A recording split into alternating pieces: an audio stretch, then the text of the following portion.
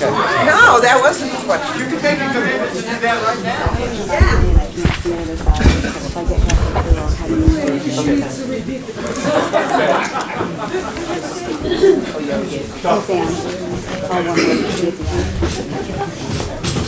My name is Ruth Ann Stone, and I live approximately a quarter of a mile from the proposed sheds compressor site in Georgetown, New York. When looking out my front window, I will be able to see the compressor station should it be built. I have many concerns regarding health, environmental impacts, and the noise that this will bring. There's no question of the harmful emissions which come off of these compressor stations. We also know there's both federal and state legal exemptions concerning these emissions. Because of these exemptions, it has created a lack of accountability for such companies such as Dominion. When asking a question regarding these emissions, companies answer they will fall within the federal and state guidelines. What most people don't know is because of these exemptions, these companies are exempt from the Clean Air and Water Act. There are loopholes such as the Halliburton, which has been created because of this. Studies which are peer-reviewed that have been proven the negative effects a compressor station has on both environmental and health impacts are available. This information should be considered when looking at these projects. Compressor stations are coming closer and closer together. We need to look at how close they are and the total amount of emissions that come from these stations and not just look at them as individuals. I asked FERC to consider this project as a cumulative and what the additive effects of more facilities closer together will have in one place over time. I asked for an expanded air and water testing to be done in order to have a baseline before any new facility or equipment is installed, and a continuous monitoring after with a third party should this compressor station be built. I also asked FERC to explain why my health is any less important than anyone else's. Why is it that it's worth putting myself, my family's, and my neighbors' health at risk because this project outweighs any adverse impacts? On page 8 of Dominion's abbreviated application to FERC filed on June 2nd, 2014, Dominion states benefits of this project outweighs any adverse impacts on DCI's customers and affected landowners. I asked FERC to require the full environmental health study instead of the environmental assessment, which Dominion is asking for. With a full environmental health study, it will give the proper time to conduct the proper testing needed to see what effects this station will have on our environment, wildlife, and our safety.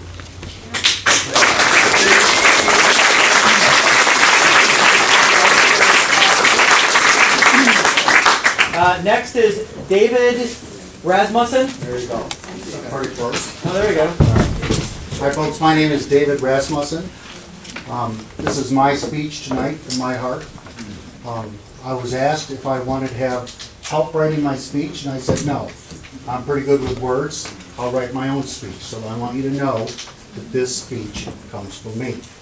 Now, I wasn't expecting such a big crowd, and I wasn't expecting a limited time to speak, and so I have a much longer speech, but I'm going to chop it down, okay? Now, if people want to keep going, people want to stop, and they can come back at the very end, and they can finish their speech if they wish. Don't cut into my time. I'm 58 years old, and I say that because every one of those years I have lived in this community. This is my town, okay? I'm a graduate of the school here. I've never considered myself to be a person that was stuck in Georgetown. I'm proud to be from Georgetown. At field days, I come down, I tell my wife I'm going down with my people. I love this town, and I love the people in this town. And someday, when my day comes, I suspect I'll be buried over there at the foot of East Hill in the Hillside Cemetery. So I'm not running, I'm not going anywhere. I understand that this is polarizing. There's people on both sides, people that I love and respect, people that I care for. I'm not here to make any enemies. I want you to understand that in my opinion, I am 100% for this project. I'd like to see that. Now, I've got a lot of arguments as to why why I think it should go forward. But, you know, I want to just sum it all up in a little anecdote that I'd like to share with you. I have a best friend from Charlotte, North Carolina. He came to my house and visited my house about 3 weeks ago. And he said, "Ras," that's my nickname, "what is it with all these compressor stations up here in town? There's no Georgetown compressor station." I went on to explain to him that there's a lot of people that are standing against this project. And he kind of laughed and he said, "You're kidding me." Now, and I'm going to tell you that up to this point, I had been conflicted over whether or not this should happen. And he said, "Dave, I live in Davidson, North Carolina, right next to a compressor station for years." He said, "It's built on the shores of Lake Norman." He says, "It does its thing every single day." Now, you talk about a population center. I don't know how many of you are familiar with Lake Norman in North Carolina, but it is where the rich and famous in North Carolina live. Rusty Wallace, all the people that I could go on and mention their names, they choose to live there right next to this compressor station that does its thing and doesn't do any harm to anybody that I know of, ever. And I said, "Dave, give me something. Does it do something bad? Do people get nosebleeds? Do the leaves fall off the trees? Does the grass die?" He goes, "No." I'll just tell you what he said, the man that lived next to it. He said, "No." Now, maybe you're correct. I don't know. His response was no. He said, "People live," because the one thing that it did do about 1 o'clock in the morning is it made some noise. And he said, "But after I lived there for a couple weeks, I didn't even hear it." So, that's my story. Okay?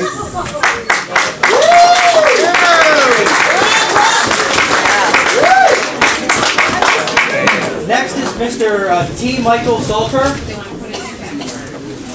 T. Michael Salter. The next person is Linda Salter.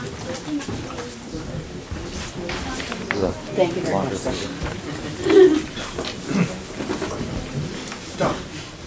My name is T. Michael Salter, and I live by Dominion Transmission's account about 2,000 feet from the location of a proposed New Market Project compressor station.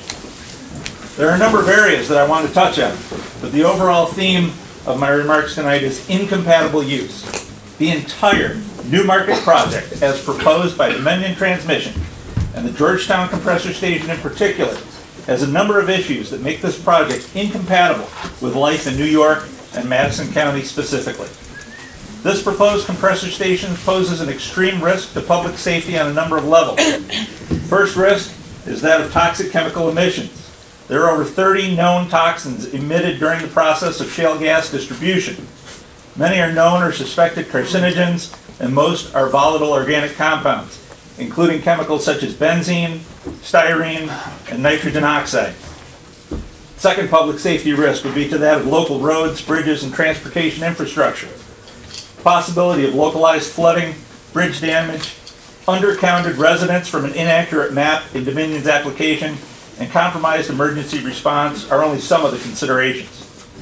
There could be a potential negative impact on a Federal Aviation Administration navigation beacon that is used daily by civilian, commercial, and/or military aircraft located less than a mile from the proposed site on the summit of a steep and potentially unstable hill. This beacon is an important piece of national infrastructure and is certainly vital to the safe operation of Hancock International Airport in Syracuse, as well as several local and regional airports. The second area that needs to be considered is that of land use and industrialization. Tourism, outdoor recreation, farmland loss and degradation, and conflicts with state law are all vital points. Ecotourism and agritourism are both heavily promoted by Madison County and the area surrounding the proposed compressor station site. The loss of agricultural land, and that land being supplanted by an industrial site, is contrary to the stated goals of the Madison County 2005 Agriculture and Farmland Protection Plan. Additionally, this use is in opposition to the state and federal financial support of local craft brewers, cider producers, and farmers that have recently been awarded over $450,000 in grant money within just a few miles of the proposed Georgetown site.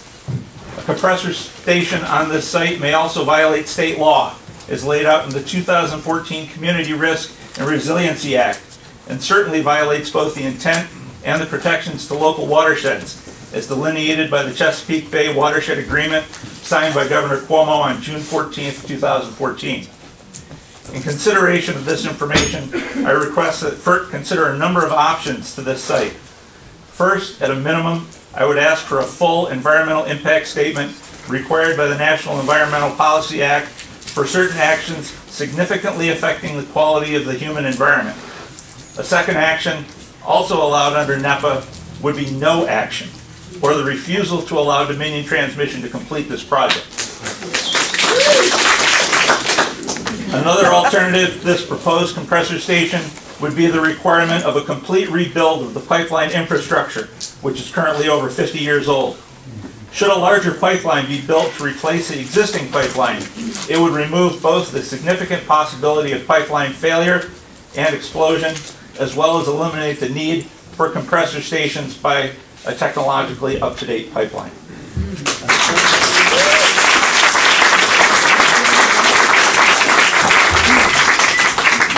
Next is Linda Salter. Yep. Next person on the list is Joseph Wilson. I will do my best to project. I apologize if I don't make it all the way back there. My name is Linda Salter. I live on Carpenter Road with that guy, about a third of a mile from the proposed Sheds compressor station. Like many of our neighbors, we have a very large organic garden which provides much of our food throughout the year. We also have a sizable orchard of apple, pear, and plum trees and grow several berry crops. We depend on the clean air, water, and soil to grow our food, and also depend on meat and eggs from our flock of chickens and from deer, fish, and other game we hunt nearby. It is a sustainable, healthy ecosystem. Local farms produce crops, milk, and meat, which meet the growing demand for local, sustainable food. Madison County farmers benefit from tourism with large farmers markets, Amish farms, farmstead breweries, agritourism destinations, and specific producer trails of many kinds, including cheese, beer, and wine. We are longtime members of NOFA and support open farm days and farmers market members. The proposed facility would be permitted to emit many known toxins in daily release and in blowdown events. These include known carcinogens, radon, and other chemicals harmful to plants, birds, and animals. Crops would be affected far beyond half a mile. Wild animals would be driven away, domestic animals possibly sickened, and humans affected as well. Our clean water comes from relatively shallow, numerous springs permeating the shale. Most of our wells are shallow too. These substances will settle on the land, entering the water with rain, causing a forest dieback and falling on the food we grow and consume. The vibrations, noise, and light pollution also would have negative effects on wild and domestic animals and birds, humans, plant life, and water dwellers. Catastrophic events have occurred at similar installations. Madison County has invested a great deal in its brand as a beautiful, healthy area with abundant recreational resources, healthy farmland and forests, waters, and wildlife. The Mad Foods logo is widely appreciated as an indicator of high quality, natural and organic food products of all kinds. Hundreds of thousands of dollars in grants supporting these efforts have been made recently. The Farmland Protection Plan, as referenced before, clearly discourages the loss of any farmland, especially in this area. While I believe that a compressor station does not belong anywhere here, the highly visible location right on Route 80 corridor, a beautiful, fragile valley with many homes, farms, and wetlands, is arguably among the worst. It would put the lie to everything Southern Madison County stands for, endanger our food, our security, and our environment. At the minimum, we insist that a full 2-year formal impact study be completed. A more remote location would have less impact. No development on this aged pipeline is by far the safest choice. I am the great-granddaughter of 4 farmers from Madison County. I've always lived here. This is a very special place. Thank you.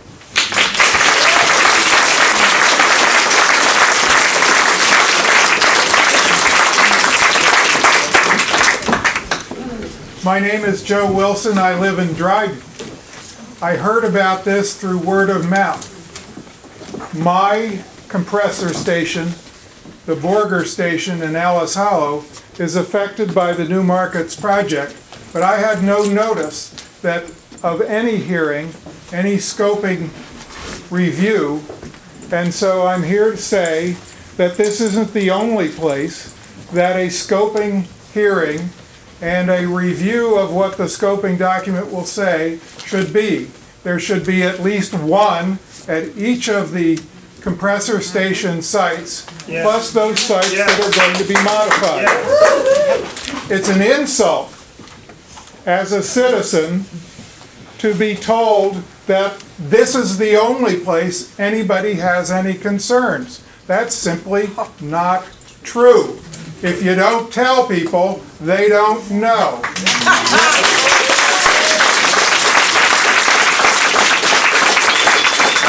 The people who live close to this proposed station have been eloquent and detailed in why it shouldn't be here and why the scope of the review should be expanded to include an EIS, not an EA, and a full review of the impacts of the entire project and a full review of the health effects that will be created by the repressurizing of aging pipes and the venting and the other emissions that come from these pipes and these stations. So I won't add to that.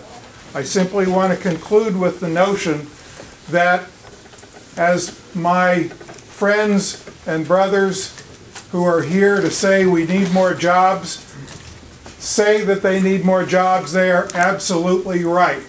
They do need more jobs in this area. They need living wage jobs.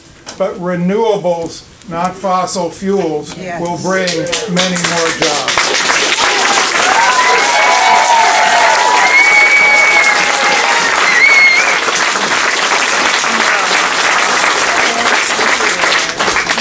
Next is Victor B. Nelson. Victor Nelson.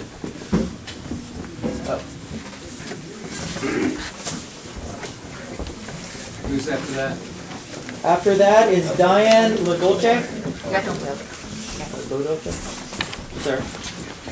Hi, I'm Vic Nelson and I live up the road in Sheds. When I signed the slip back there, I didn't realize it was to get up and give a speech or something. I thought it was more or less an attendance. So, but I'm really concerned in the environment, the wildlife, and so forth. Wherever there won't be a need for a compressor station unless you have hydrofracking to go along with it. Yeah. And I believe Dominion and so forth, a number of these places is owned by, I believe, Williams Company. I believe it's Williams. And your hydrofracking is, I believe the name is Cabot. Yeah. And wherever Cabot goes, Williams goes. They're just like Siamese twins. Now, I enjoy nature and the wildlife and so forth, and I just think that there's a better way than going this route. Yes.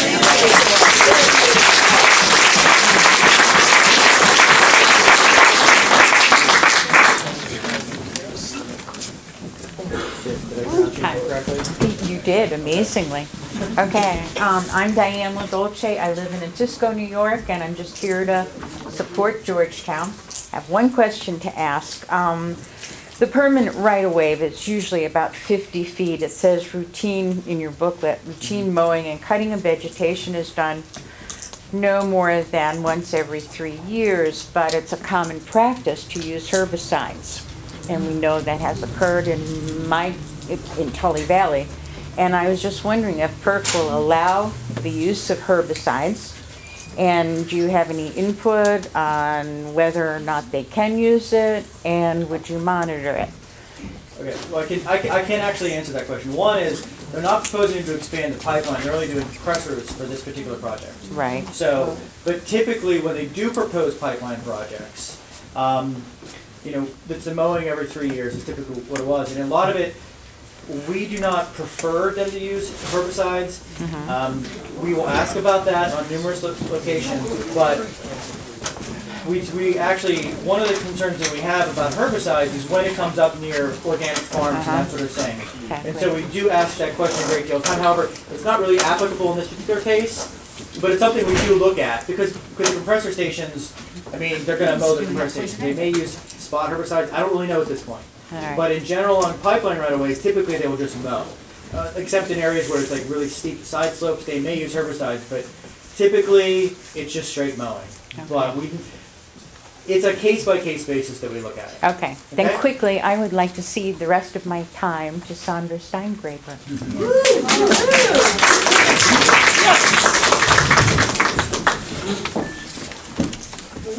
Well, thank you. I'm not going to give testimony tonight. As objection to this unacceptable situation that we all find ourselves in, we all deserve better than this. This is not right. So I came here tonight with a lot of prepared remarks as a biologist to talk about the health impacts of compressor stations and about the synergies between air emissions and noise. Some brand new data I could share with you. Those of you who know me know, I've given many testimonies. I've spoken in many town halls and many church basements and many Rotary clubs. I'm all about science for the people, but this is wrong. It's wrong to herd us all in here like cattle, to not have a microphone, to hear each other, to be in a place that's way over fire capacity, whether or not the local law enforcement enforces the law or not. So out of respect for all of us, who need a microphone, who need a place to sit down, who need to be able to hear each other and have a civilized debate, I refuse to offer testimony tonight.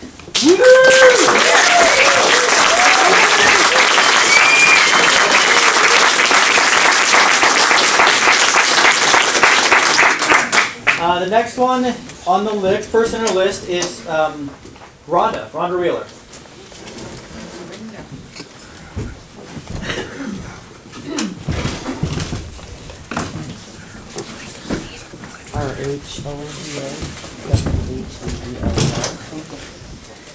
My name is Rhonda Wheeler, and I would like to express my opposition to this project. I live on Carpenter Road in the town of DeRuyter, just a few hundred yards from the site of this proposed station. In fact, on most days, I'm directly upwind of it.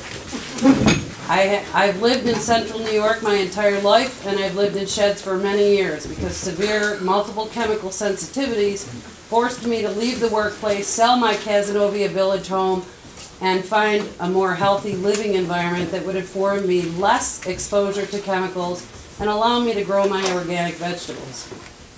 I'm very allergic to formaldehyde and many of the other chemicals that will be emitted from this proposed facility, and exposure becomes life-threatening with adverse respiratory reactions. Should this facility be allowed to be built in this populated area, I would again be forced to leave my home and search for a healthy environment. I'm very concerned about the proposed facility and its proximity to the Tioughnioga Creek and other wetlands near this site.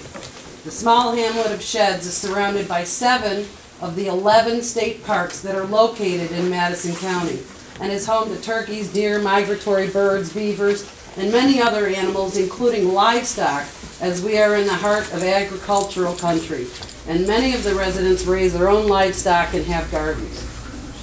The location of this facility is on the valley floor surrounded by hills, which will cause the emissions to settle into this area in high concentrations. My ability to grow my own healthy organic vegetables would be severely diminished and would increase my food bills considerably. I also suffer from fibromyalgia, which includes symptoms of pain and sensitivity to light, touch, sound, and vibration. The noise and vibration of the turbine engines involved in compressing the gas would be detrimental to my overall health, as well as that of my neighbors. According to the Southern Medical Journal, continuous noise above 30 decibels has been shown to primarily negatively affect sleep stages and depth, increase blood pressure, increase heart rate, increase pulse amplitude, changes in respiration and cardiac arrhythmias, and the list goes on. Low frequency sound, such as the compressor station would emit, has a significant detrimental effect on health. This type of noise pollution has temporary and permanent effects on humans and other mammals by way of endocrine and autonomic nervous systems. The sudden, unexpected noises of blowdowns create a biologic stressor causing the flight or fight response. Noise pollution impairs task performance, increases errors, and decreases motivation. Reading attention, problem solving, and memory are the most strongly affected by noise, especially in children. I would suggest another site. A location with fewer residents would have less impact on the community. There are many sites along the pipeline that would better suit this type of facility.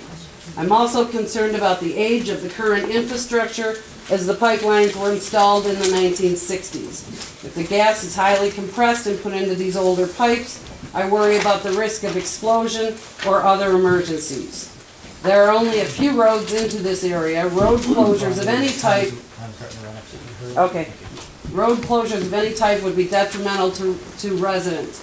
I'm also concerned that compressor stations are exempt from the Clean Air Act and they're not monitored by any agency at all. And as most of you would recall, our national grid bills doubled and tripled this spring because of the high cost of natural gas. So we're using it everywhere. Thank you.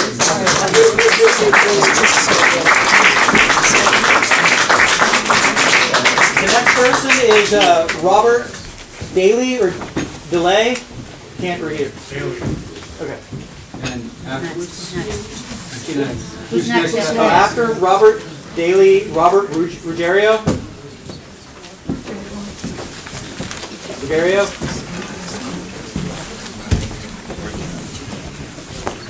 First of all, we're in a meeting, so can everybody stand up and do the pledge? We never did that, please. Are you afraid to stand up? Can you stand up? Pledge. This is bullying. It's called bullying. Father, one nation, under God, indivisible, with liberty and justice for all. He's not leading. You're not leading. My name is Robert Daly. I'm the president of Labor's Local 35. I'm also a corporate safety director for UW Marks Construction. I am 100% behind this job because we're going to hire 250 construction workers. When that's done, we'll have permanent jobs here. And I'm going to keep it short because, like I said, I'm a safety director and this is too many people in here. Thank you.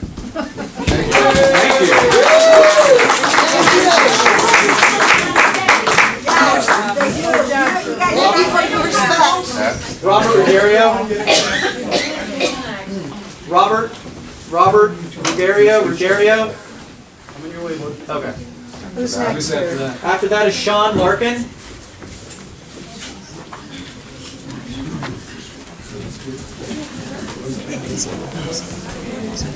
How you doing?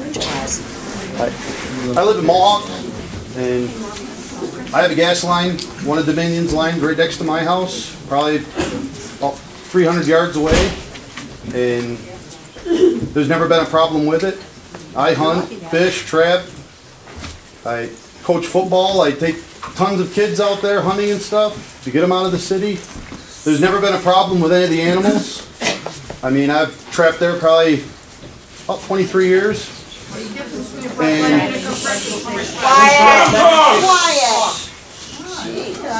The animals aren't affected by it in any way. I mean, I've caught, you know, animals that have rabies. Never any coyotes, but all the deer are all nicely genetically built. None of them are sick.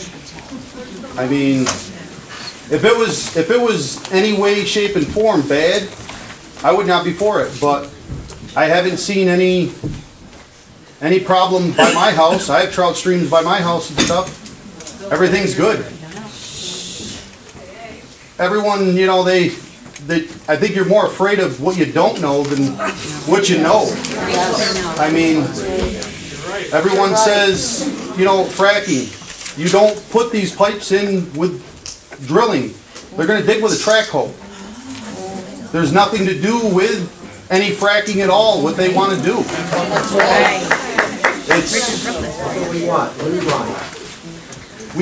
We worked down in Morrisville. We had no trouble there. We worked right next to the Chenango River. No problems. That was 2011. I mean, you would think if there was going to be a problem, there'd have been a problem by now. Nobody went to jail. Nobody got in trouble. No laws were broken. New York is strict with the DEC. They're there and they monitor. You come on the job. No, it's the truth. Can you not interrupt the speakers, please? Thank you. If you just give them a chance, you know, it'll benefit people, you know, by far. I worked on windmill sites. The only people that were against the windmills was the people on this side that were getting a check. This side here had to watch them go to their mailbox. They didn't like it that they were getting paid while the others weren't. That's, you know, that's, on the windmill sites, they do. They get paid to lease the property. Please don't interact with the speaker. Let them speak and don't interrupt, or I'm going to send you a detention. It will benefit everyone in the long run. Jobs help everyone. Up in Dowellsville and stuff, when they did the projects up in there, the stores, all the towns, for 2 years got more business than they could possibly handle. Motels and everything were booked right solid. People rented out houses. People sold houses. I mean, you stop work, you're going to stop people's ability. What's that? Okay. People need a job just like everybody else, and if it was harmful, they wouldn't let them do it.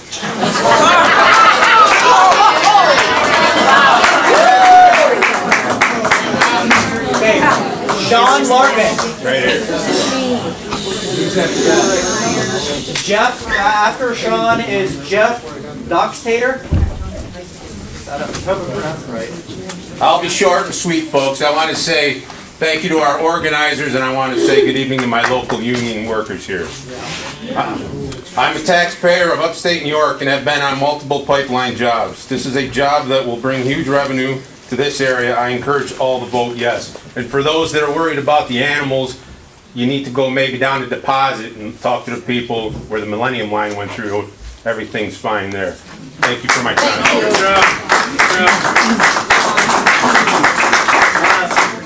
Jeff, after Jeff is John Edwards.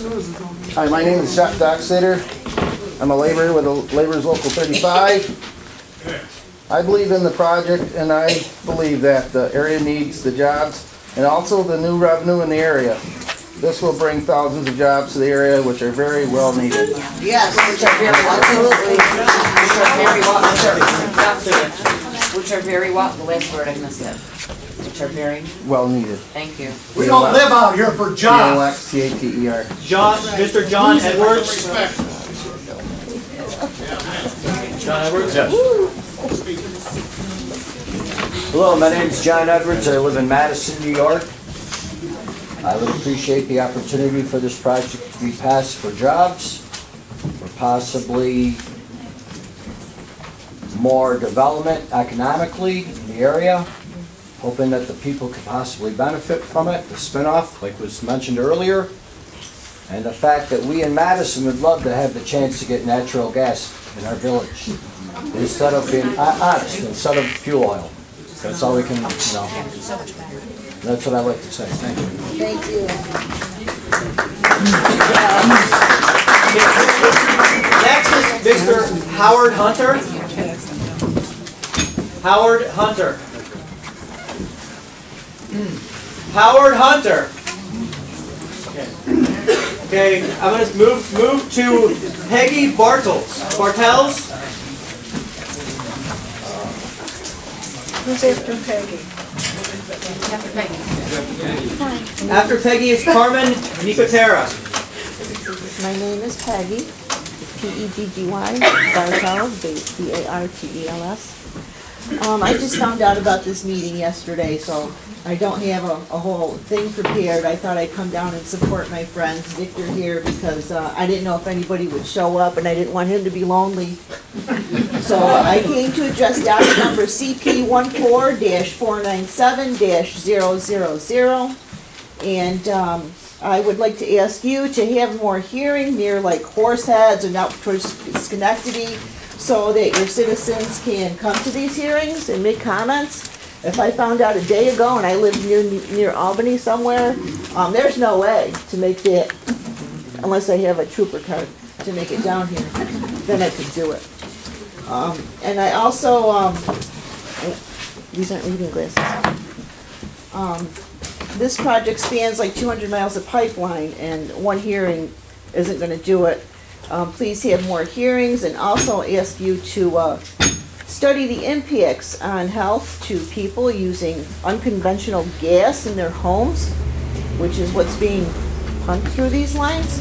What is the effects of radioactive elements in this gas on children in the house, pregnant women, elderly, when you're cooking with this in confined spaces, heating your home with this?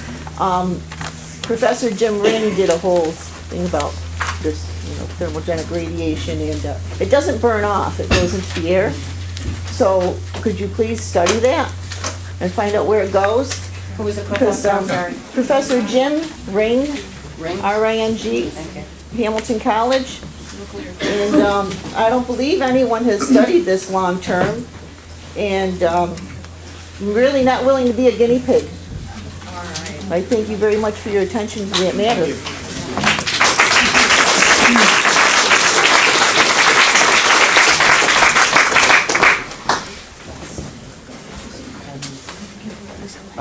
Carmen? Yeah, I'm coming. I thought there was a Peggy there too. Carmen, after Robert Salmon. Hey, how you doing? Good. Good evening. My name is Carmen Nicotera. I'm business manager for the laborers in Utica, New York. I represent over 300 families in many counties. Madison County is one of them. Oneida County is another. Hamilton and Herkimer County.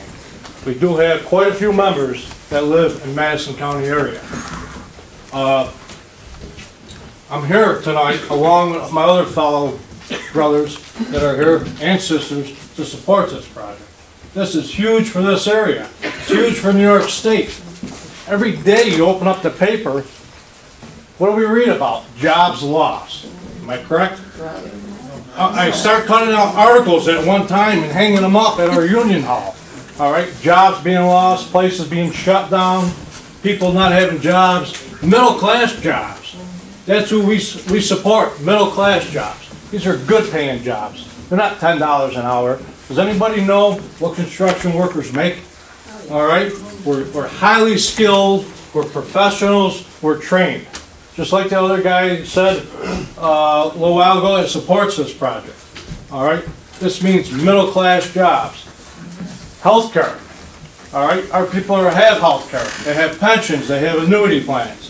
All right, this is what this type of project is going to support. All right, a lot of people. We do a lot of pipelines every year, as Rob said, as Jeff stated earlier. All right, there's no harm. Look at New York State, the laws.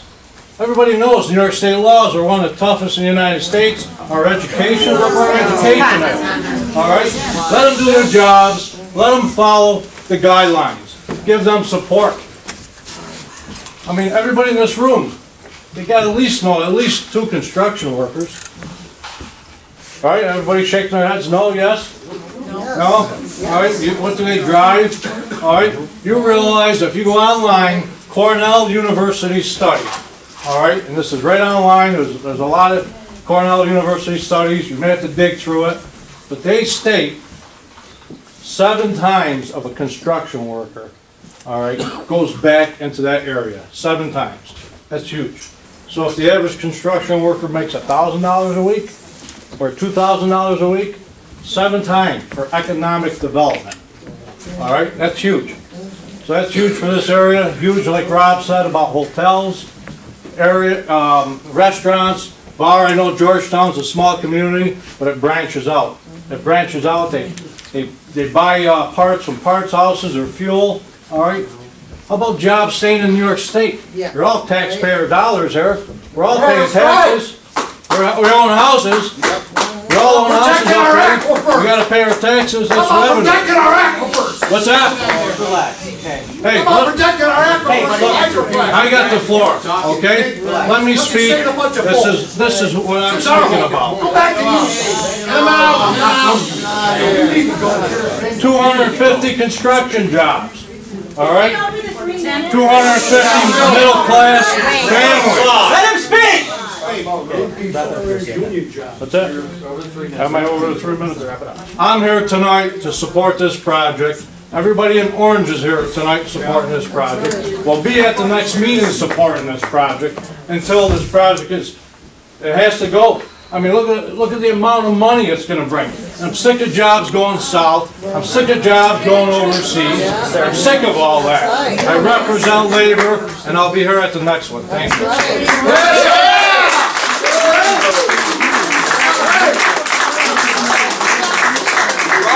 Robert Salmon, put the station behind the Union Hall.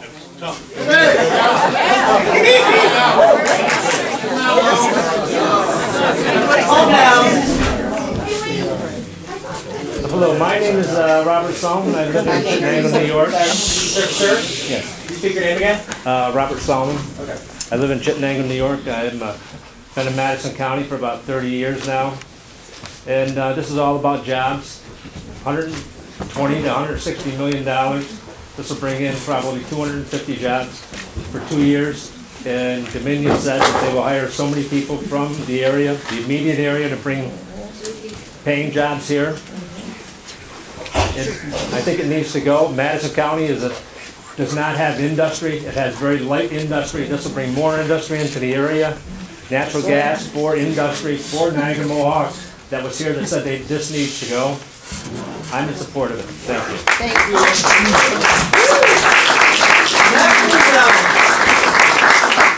Judy Pierpont. Judy Pierpont. After Judy is Nicole Dillingham.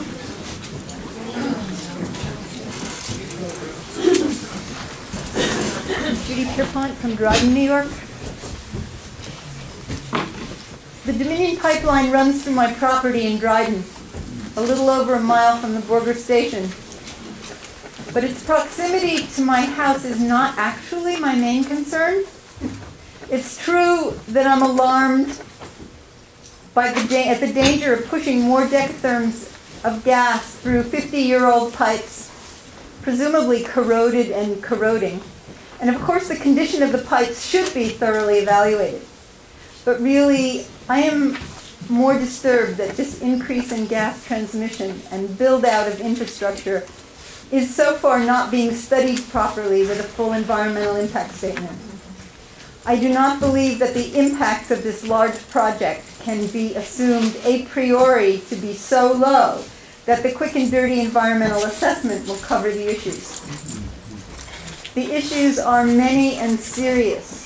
The most serious issue of our day, of our era, which we must address if we are to maintain a livable planet, is climate chaos. The one way we could possibly avoid the catastrophe of climate change is to keep the additional greenhouse gases out of the atmosphere. So it flies in the face of reason I would say sanity, to dramatically increase the use of methane, otherwise known as natural gas. Unburned methane is a greenhouse gas 84 times more potent than carbon dioxide in the short term, the 20 years or so during which we still might mitigate climate change. Methane leaks into the atmosphere at every stage: production, processing, transmission, use, and conversion to LNG. So FERC should at least do a thorough and serious environmental impact statement, not rubber stamp the pipeline and compressor plans of industrial gas producer Dominion.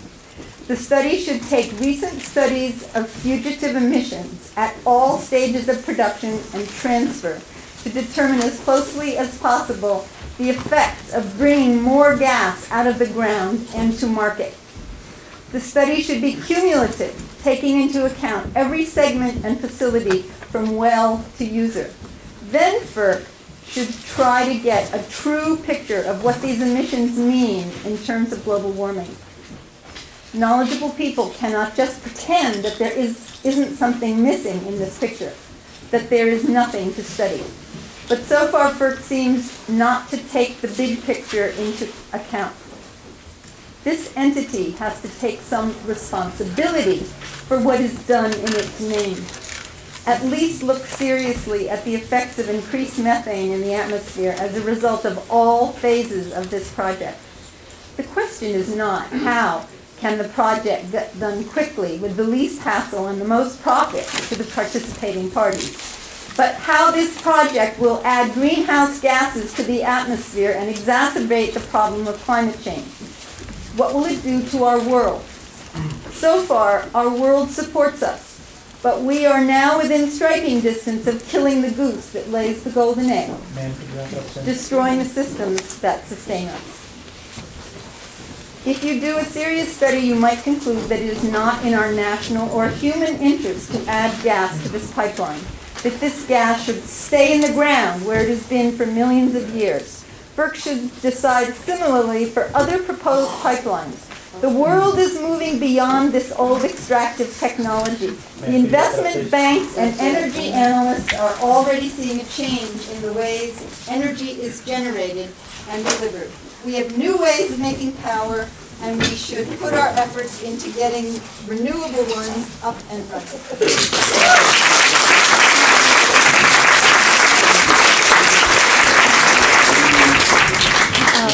Yes.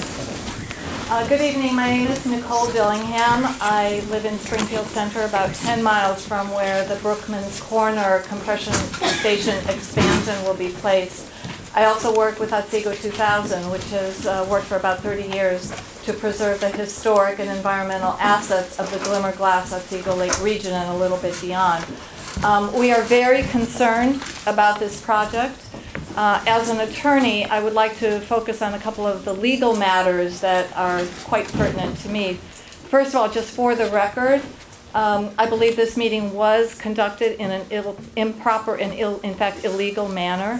It was not properly noticed. People who called FERC even as late as yesterday were told that there was no meeting because it was not on your website.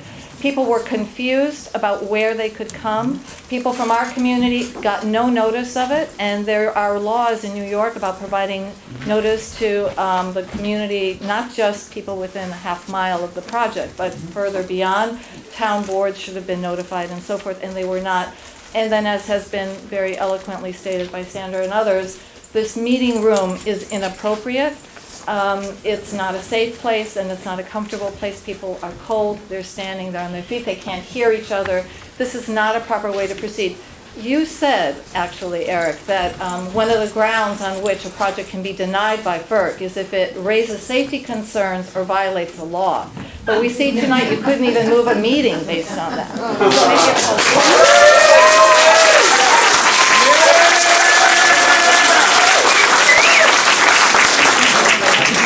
Now more substantively, I'm not going to talk about the environmental assessment versus environmental impact statement, although that is very important. I think it's been very, very thoroughly covered here, and I think you're well aware that that is an issue you need to look at. In terms of the scope of this project, however, I want people here to understand, and I want you to understand, that we are very mindful of the decision in Riverkeeper versus FERC, which was issued by the DC Circuit this summer, cautioning FERC, in fact, reminding FERC that they violated the law in reviewing a Tennessee gas line pipeline project on the grounds that it was illegally segmented and they didn't consider cumulative impacts. Those are legally very significant terms. Illegal segmentation is a process by which FERC analyzes a project in stages, just like those little compressor station circles they put on the map, and fails to consider the entire impact of the project. And in this case, we've heard about obviously health impacts needing to be studied along the entire impact of the project. But more importantly, emissions. We need to look at total emissions, not point by point, but total emissions that this project will add in terms of greenhouse gases. The Brookman Corners project will add close to 100,000 tons annually alone. And not to mention the other projects, not to mention the pipelines themselves, and the fact that you are expanding capacity on the pipelines, and the fact that Dominion owns 25% of the Iroquois company that owns the other pipeline that intersects at Brookman Corners, and Iroquois has announced that they plan to export that natural gas to Canada and places beyond. So as part of your analysis of the segments, you also have to look at where this gas is going to go and where it's going to be transported, how that will impact the people of this country and of this region. And you also have to look at the cumulative impacts that will occur to the people of this country and this region as this gas is exported. And just another matter about cumulative impacts. Again, the DC Circuit Court most recently, I mean, this is a clear legal standard, but just most recently reminded FERC that they were in violation of it. We have to look at upstream and downstream impacts. That's why when FERC says, well, we don't deal with pipelines, we don't deal with fracking. Fracking doesn't matter.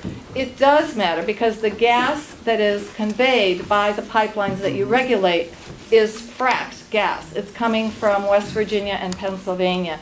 You cannot ignore that you are facilitating the transportation of frack gas and, in fact, the extraction of gas. That leads to methane and other emissions all across the lands where this is extracted. It then leads to methane emissions all along that pipeline route. It leads to further methane and other volatile organic compounds emitted at the compressor stations. All of this must be considered in a fully integrated analysis, and all of those cumulative impacts must be considered. One more point, which isn't something that many people bring up, but it's important. It's important to the people in this room, many of whom have said they've just now heard about this project. Eric told us we could go to the e-library and find all the documents related to this project. Would it shock you to know that that is not true? It is not true, Eric, because in fact you know this.